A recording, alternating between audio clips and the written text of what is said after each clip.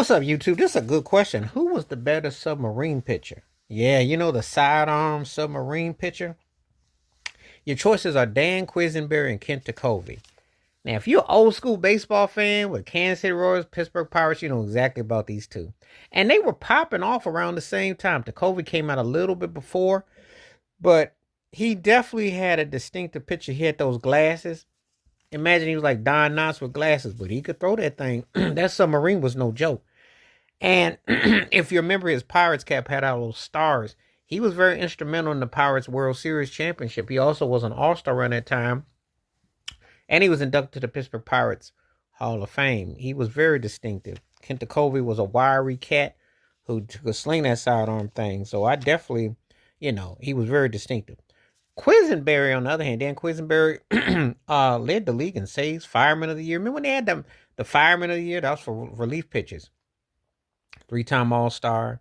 Helped them to the American League pennant. They lost the World Series to the Phillies, but he helped them in 1980. He was very distinctive. It was something about pitchers back then that they weren't like all meat and fire. It was like you had sidearms, you had different types of pitchers. It just seemed like there's more variety back then. Nowadays, everybody gotta hit the clock at 105.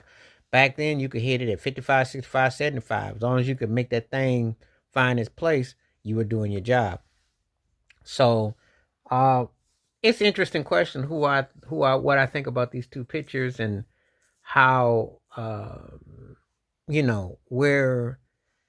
this one did I prefer more than the other. I thought Tekulve was instrumental in what he did, but I think Quisenberry probably had a little bit more going on with Kansas City.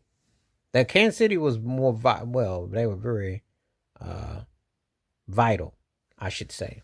Cause George Brett era, that whole thing, they was definitely doing the thing. So I mean, they were and he came up big for them. But I like both those pitches. I thought they were both distinctive.